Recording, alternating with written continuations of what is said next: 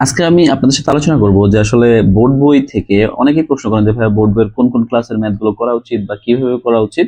এবং ভাইয়া ইদানিং 11 থেকে 20 গ্রেড বলেন, নিবন্ধন বলেন বা ব্যাংক রিটেন বলেন, সব জায়গায় বোর্ড বইয়ের দেখছি প্রশ্ন একেবারে হুবহু চলে আসছে ম্যাথগুলা। তো আসলে কোন কোন অধ্যায়গুলো আমরা কিভাবে করব এবং কিভাবে করলে আমার ম্যাথের বেসিকটাই স্ট্রং হবে, তো আজকে আলোচনা হচ্ছে আমাদের বোর্ড বই নিয়ে। তো চলুন শুরু করি। তো এই আমার কাছে আছে হচ্ছে ক্লাস 6 এর একটা বই, আর এইটা উল্টালেই দেখতে পাবেন এই হচ্ছে আমার কাছে আছে ক্লাস 7 এর একটা বই। ঠিক আছে, জাস্ট সূচিপত্রটা দেখাচ্ছি, পুরো বইটাই আমার কাছে আছে। আচ্ছা, কিভাবে আপনারা এগুলো ডাউনলোড করবেন সেগুলো শিখিয়ে দিব। আচ্ছা, এরপরে আছে আমাদের ক্লাস 8 এর বই এবং সর্বশেষ আছে আমাদের ক্লাস 9-10 এর বইটা। তার মানে একেবারে 6 to 10 যতগুলো বইয়ের দরকার ছিল সবগুলো আমাদের কাছে আছে। এখন আমাদের শিখতে হবে আসলে কিভাবে আমাদের মানে ম্যাথ গুলো করতে হবে এবং করলে কিভাবে আমাদের বেসিকটা স্ট্রং হবে। তো সেটা নিয়ে আমি আলোচনা শুরু করি এবং কোন কোন অধ্যায় করবেন, কিভাবে করবেন সেটা নিয়ে। তো সবাই শেষ পর্যন্ত থাকবেন। আর যারা হচ্ছে আমার বিগত ভিডিওগুলো দেখেননি বোর্ড বইয়ের দাগিয়ে দেওয়া, সেগুলো একটু দেখে নেবেন এবং পেজটা ফলো দিয়ে রাখবেন। আচ্ছা, তো দেখেন, প্রথম যদি আমরা ক্লাস 6 এ আসি, তোমরা যে একটা অধ্যায় দেখতে পারবো স্বাভাবিক সংখ্যা এবং ভগ্নাংশ। তার মানে এখানে বোঝানো হচ্ছে ক্লাস 6 এর একেবারে লেভেল 1 এ আপনাকে সংখ্যার যে ধারণা সেটা কিন্তু শেখানো হচ্ছে। এখানে আপনারা বাস্তব সংখ্যা, মূলদ অমূলদ সংখ্যা, মানে সংখ্যা থেকে যেই যে প্রশ্নগুলো আমাদের হয়, মৌলিক যৌগিক যে সংখ্যাগুলা, ভগ্নাংশ, সব ধারণাটা এখানে বেসিক লেভেলের পেয়ে যাবেন। তার মানে আপনি যতই গ্রাজুয়েট হন না কেন, আপনি তখন একটা ক্লাস 6 এ পৌঁছে যাবেন এবং আপনার মেমোরিটা কিন্তু খুলে যাবে যে না, আমিও তো একসময় ক্লাস 6 এ ছিলাম, ম্যাথে কিন্তু আমি 100-তে 80 পাইতাম, তার মানে এইগুলো আমি কিন্তু পারবো। তো আপনার ম্যাথের যে ভিত্তিটা সেটা কিন্তু এখান থেকে কাটা শুরু করবে। তো এটার পরপরই যখন আপনি ক্লাস 7 এর বইটা খুলবেন তখন দেখবেন সরাসরি একটা অধ্যায় আছে মূলদ এবং অমূলদ সংখ্যা। এখানে যেটা হচ্ছে স্বাভাবিক সংখ্যার মধ্যে একটু হিন্টস দেওয়া ছিল, সেইটাই পরে গিয়ে এখানে কিন্তু বিস্তারিত আপনার আলোচনা করা হয়েছে। তারপর ক্লাস 8 এ একটু আমাদের গ্যাপ দিয়েই ক্লাস 10 এ কিন্তু একেবারে পুরো অধ্যায়টার নামই দেওয়া হয়েছে শুধুমাত্র কি বাস্তব সংখ্যা। তার মানে আমরা যখন এই অধ্যায়টা করব, প্রথম ক্লাস 6 থেকে প্রথম অধ্যায়টা করব, তারপরে হচ্ছে 7 থেকে প্রথম অধ্যায়টা করব, তারপরে ক্লাস 9 দশম শ্রেণী থেকে প্রথম অধ্যায়টা করব। তার মানে আমাদের যতই হচ্ছে হার্ড প্রশ্ন আসুক না কেন, নাম্বার থেকে, ব্যাংক হোক, বিসিএস হোক বা যে কোনো জায়গায় হোক, আমরা কিন্তু অ্যান্সার করতে পারবো, তাই না? আচ্ছা, এবার আমরা নেক্সটে চলে আসি। নেক্সট হচ্ছে আমাদের অনুপাত এবং শতকরা। তার মানে আপনাকে প্রথম কি পার্সেন্টেন্সের বেসিকটা ক্লাস 6 এ শেখানো হবে। তো পার্সেন্টেজ যখন আপনি শতকরা এবং অনুপাত শিখে যাচ্ছেন, তখন কিন্তু আপনি অনুপাত এবং লাভ ক্ষতিটা খুব ইজিলি করতে পারবেন, কারণ লাভ ক্ষতি মানেই কিন্তু আমাদের পার্সেন্টেন্সের খেলা, তাই না? তো পার্সেন্টেন্সের আরো একটা মানে খুব বড় জায়গা হচ্ছে কি আমাদের মুনাফা, সিম্পল ইন্টারেস্ট এবং কম্পাউন্ড ইন্টারেস্ট। তো ক্লাস 6 থেকে আমরা কি শিখছি? অনুপাত, শতকরা। সেটা থেকে আমরা হচ্ছে সমানুপাত, লাভ ক্ষতিতে চলে আসতেছি। মানে অনুপাত শিখে আমরা সমানুপাত করতে পারবো, শতকরা শিখলে আমরা কি পারবো? লাভ ক্ষতিও করতে পারবো এবং হচ্ছে আমাদের যে মুনাফার যে অধ্যায়টা, সিম্পল ইন্টারেস্ট, কম্পাউন্ড ইন্টারেস্ট, সেটা করতে পারবো। এবং 3.5 এসে দেখবো যে মুনাফার অনেক হার্ড লেভেলের অঙ্কগুলো করা আছে। তার মানে দেখেন, বইটা, আমাদের বোর্ড বইটা এমনভাবে সাজানো যে স্টেপ বাই স্টেপ। অনেকে বলি যে আসলে বোর্ড বই গোছালো ঠিক না, কিন্তু এরা কিন্তু ঠিকই লেভেল মেনটেন করে কিন্তু জিনিসটা করা হয়েছে। আচ্ছা, নেক্সটে যদি আমরা চলে আসি, এরপর আছে আমাদের পূর্ণ সংখ্যাটা বাদ দিলাম। এরপর দেখেন সরল সহ সমীকরণ, সব থেকে গুরুত্বপূর্ণ যে টপিকটা। এখানে সরল সহ সমীকরণ মানে কি? এইটার মধ্যে হচ্ছে আপনি এক চলক বিশিষ্ট সমীকরণও পাবেন, দুই চলক বিশিষ্ট সমীকরণও পাবেন। ঠিক আছে, তো ক্লাস 6 এ আপনি এটা করলেন। ঠিক ক্লাস 7 এ যখন আসলেন দেখবেন সেম অধ্যায় কিন্তু এখানেও একটা আছে, সপ্তম অধ্যায়তে সরল সমীকরণ ছিল। সরল সমীকরণ 7 এও কিন্তু সরল সমীকরণ নামেই আছে। ঠিক ক্লাস 8 এ এসে সেই অধ্যায়টার নাম হয়ে গেছে কি সরল সহ সমীকরণ, যে অধ্যায় থেকে কিন্তু আমাদের এবার সিনিয়র অফিসার পরীক্ষায় একটা হুবহু উদাহরণ থেকে ম্যাথ এসেছিল।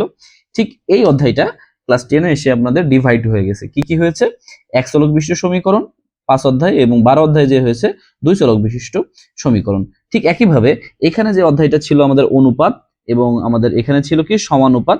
ঠিক এই জিনিসটা 9 10 এ এসে 11 অধ্যায়তে এসে হয়েছে কি বীজগণিতিক অনুপাত এবং সমানুপাত। তার মানে দেখেন, প্রত্যেকটা অধ্যায় যখন করবেন 6, তারপরে 7, 8 এবং 9 10 তিনটা থেকে করে ফেলবেন, তাহলে আপনার কি হলো? Level 1, level 2, level 3, level 4। তার মানে আপনি কিন্তু এমনিতেই ম্যাথে স্ট্রং হয়ে যাচ্ছেন। অনেকে বলে যে বোর্ড বইয়ে যা আছে তা তো সব আমাদের এমনি বইয়েও আছে, কিন্তু আপনার যে লেভেল মেইনটেইনিংটা এটা কিন্তু ওই বইগুলোতে এত সুন্দরভাবে করা থাকে না। এই জন্য আমাদের বোর্ড বইটা কিন্তু খুবই জরুরি। আচ্ছা, এরপর আমরা চলে আসি যে এবার ক্লাস 6 এ আপনি যদি আর কোনো অধ্যায় নাও করেন কোনো সমস্যা নাই। 7 থেকে এক্সট্রা আপনাকে কোনটা করতে হবে? দেখেন, এক্সট্রা আপনাকে করতে হবে পঞ্চম অধ্যায়টা, বীজগণিতিক সূত্রাবলী প্রয়োগটা। যেহেতু আমাদের সূত্রাবলী যে মানে বীজগণিতে যারা দুর্বল তাদের জন্য অনেক ভালো হবে। এবং পরিমাপ অধ্যায় যে বেসিকটা, পরিমাপ মানেই কিন্তু আসলে আলটিমেটলি পরিমাপটা আস্তে আস্তে এটা কিন্তু পরিমিতিতে চলে যাই মেনসুরেশন যে টপিকটা।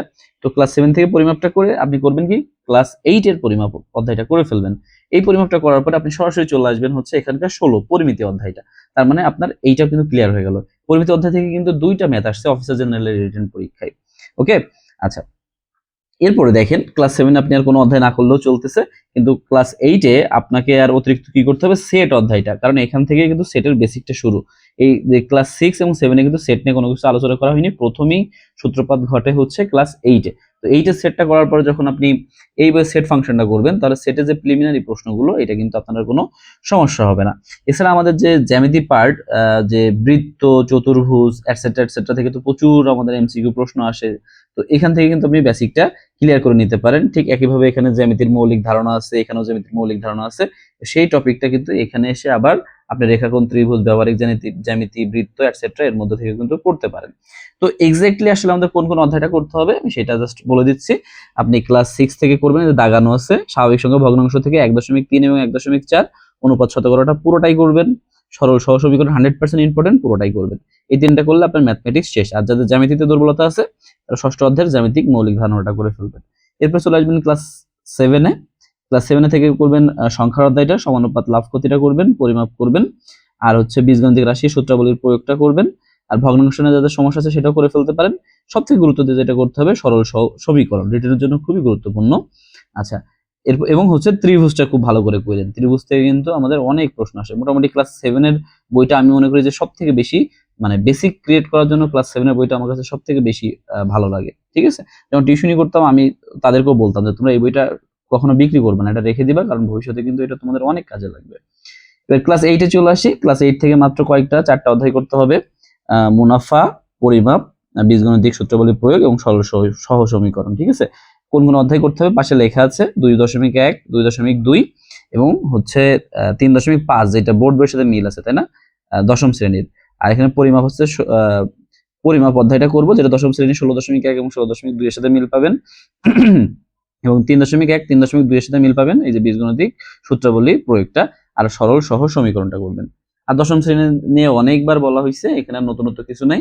3 অধ্যায় বীজগণিতিক রাশি, 2 অধ্যায়টা সেট ফাংশন প্লের জন্য করবেন, বাস্তব সংখ্যাটাও প্লের জন্য করবেন, সূচক লকটা প্লের জন্য করবেন, 5 অধ্যায়টা এক্সলক বিশিষ্ট সমীকরণ রিটেনের জন্য করবেন, আর 11-12 অধ্যায়টা রিটেনের জন্য করবেন, আর 16 অধ্যায়টা রিটেনের জন্য করবেন।